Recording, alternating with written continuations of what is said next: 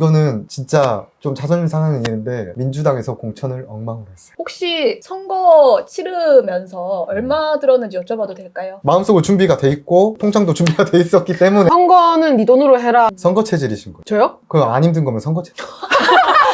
아니 출퇴근 인사.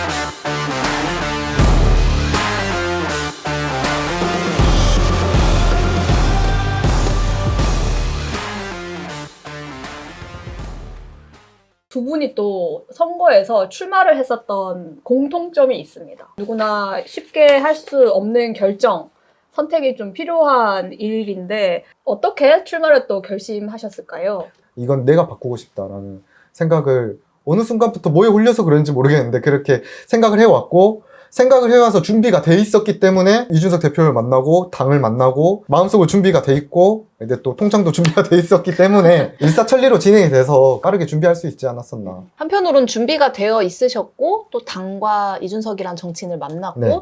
그래서 바로 또 출마를 할 수 있었던 건 사람이 없어서라는 이유도 있었을까요? 이 수렁에 이 지옥불에 뛰어든다는 친구가 있으니까 얼마나 반가웠겠어요. 왜냐면은 국민의힘의 광주시당은 그런 것들도 실적이거든요. 당협위원장으로서 공천을 여기 한 명 했다. 청년이다. 득표율, 청년이고 득표율도 이렇게 만들어냈다.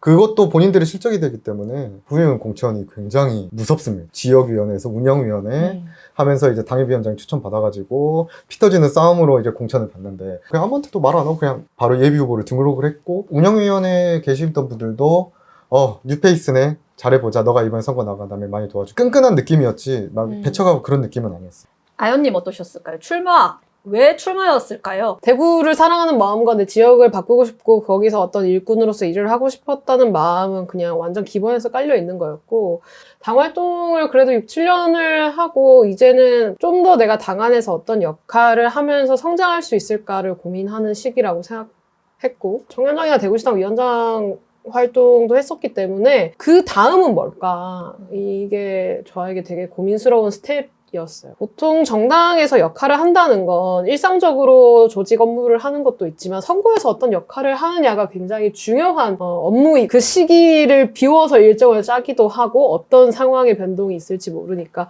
그만큼 선거가 정당에서 굉장히 중요한 건데 나는 그러면 선거에서 무슨 역할을 할 수 있을까라는 고민을 했었고 쭉. 그래서 이전에 뭐 피선거권이나 운동이나 캠페인 같은 것도 같이 했었는데 그 맥락에는 결국 선거가 아니면 출마가 아니면 내가 당 안에서 선거할 때 할 수 있는 역할이 너무 제한적이다. 내가 배울 수 있는 필드가 없는 느낌? 왜냐하면 기존에 자기 지역구를 가지고 움직이고 출마를 준비하는 어떤 후보들의 경우에는 캠프를 갖고 있거나 뭐 선배들은 이제 늘 선거를 해왔기 때문에 어떤 역할은 누구에게 맡기겠다라는 게 다 이제 암묵적으로 어떻게든 형성이 되어 있는 상태였고 지역구를 기반으로 하다 보니 또 지역구를 중심으로 모여서 활동을 도와줄 수 있는 인력 풀을 어느 정도 상정해 놓고 그 그림을 그리시는데 그 안에는 늘 제가 없을 수밖에 없는 거예요. 그러면 내가 아무리 뭔가 활동을 지속한다 하더라도 선거 시에는 나한테 어떤 일정한 업무를 맡기고 그 업무를 믿고 의지하고 봐주고 같이 으쌰으쌰 할 수 있는 곳이 없구나 라는 깨달음을 얻는 순간 뛰어보면서 해야겠다라는 결정을 내렸습니다. 가족들이 반대하지는 않으셨어요? 가족들이 반대를 못했습니다. 제가 PPT를 만들었어요. 내가 왜 동구에 출마를 해야 되고 국민의힘으로 출마를 해야 되고 대선 때 우리 동구의 득표율이 어땠고 이 분위기면은 나도 선거비 보전까지 갈 수 있는 여력이 되고 그리고 이렇게 하면은 돈을 아낄 수 있고 엄마 아빠 돈 안 써도 된다. 그거를 PPT로 만들어가지고 밥 다 먹고 자 들으세요. 이래서 여기에 출마합니다. 선거비 보전 50% 할 수 있을 것 같습니다. 그래도 당선을 목표로 하겠습니다. 어머니 아버지 화이팅 할게요. 하고 자 그럼 갈게요 하고 나와가지고 뭐 반대를 저도 그게 반대를 하면은 저도 마음이 약해질 수 있으니까 그렇기 때문에 반대를 못할 정도로 제가 말하고 집에서 떠났습니다. 그리고 이제 부모님께서 선거운동 도와주셨어요. 그럼 막간에 짧게 부모님이 지지 정당이 있으신지 여쭤보고 싶어요. 굉장히 민주당 바꾸려고 했는데 국민의힘 안 되더라고요. 알겠습니다. 그런데 이제 개혁신당으로는 조금 이렇게 선거에 뛰어들고 캠페인을 할 때는 돈이 굉장히 중요해요. 그렇죠? 중요합니다. 혹시 선거 치르면서 얼마 들었는지 여쭤봐도 될까요? 그 당시 지방선거에서 이준석 대표는 호남 출마자 특별 기금을 모금을 했어요. 공통적으로 500만 원을 지원을 받았고요. 그리고 사전투표 때 분위기가 좋았어요. 실제로 그때 사전투표 표율이 제가 18%인가 당선권이었었습니다. 소문이 나는 거예요, 벌써 당에. 아, 진우가 분위기가 너무 좋더라, 지금.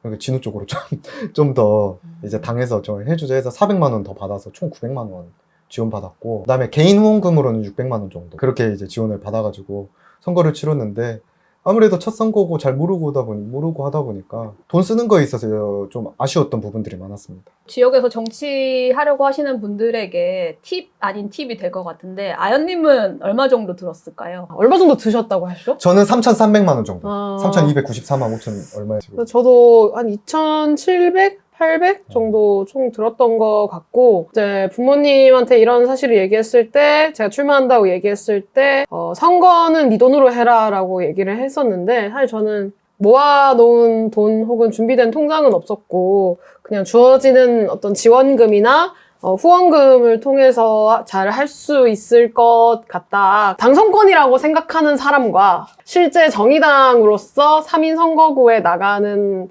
마음가짐은 좀 다르다고 생각을 해서 당에서 주는 지원금이 어느 정도 있었고 1,000만 원, 1,100만 원 정도 있었고 중앙에서는 얼마를 주고 그 다음에 대구시당에서 또 얼마를 주고 그 당시에 또 청년정의당의 예산 기금이 있어서 청년정의당에서도 또 얼마를 받고 이렇게 해서 어떻게 이렇게 말하면 좀 그럴 수 있는데 구색은 갖출 수 있겠다라는 생각을 했었고 대신에 제가 생각하는 원칙은 선거를 도와주는 친구들 혹은 선거운동원들 그리고 회계 책임자와 사무장이 당원 활동을 했지만 선거에서는 어떻게 움직이고 어떻게 운영되어야 할지를 전혀 모르는 사람들이었기 때문에 이 사람들의 기억이 나쁘게 남지 않았으면 좋겠다. 앞으로 내가 어떤 정치 활동을 하게 되더라도 같이 일한 사람이 남겨져 있는 게 되게 중요하다고 생각했고 저도 이런 정의당 안에서 혹은 여러 공간에서 청년 정치인으로서 내가 소진된다고 느끼는데 누군가가 이 정치 영역에 처음으로 함께 할 때 소진된다고 느끼면 그거 굉장히 괴로운 경험이라고 생각하거든요. 그런 사람들에게 이런 정치 현장과 선거 현장이 정말 축제로 남았으면 좋겠다는 생각을 하면서 돈을 썼었습니다. 뭐 선거 캠페인 하시면서 조금 기억 남는 에피소드 이런 거 있을까요? 이제 막 할머님들이 오셔가지고 이제 막 사탕이라도 먹고 가라. 와, 감사합니다. 이제 명함을 드려요. 그러면은 내가 후보들한테 돌아다니면서 명함을 후보 직접한테 처음 받아봤다. 그게 너무 감사했어요. 그리고 이제 어떤 아저씨가 갑자기 쿵쿵 들어오는 거예요. 뉴스에 나올 일만 남았다.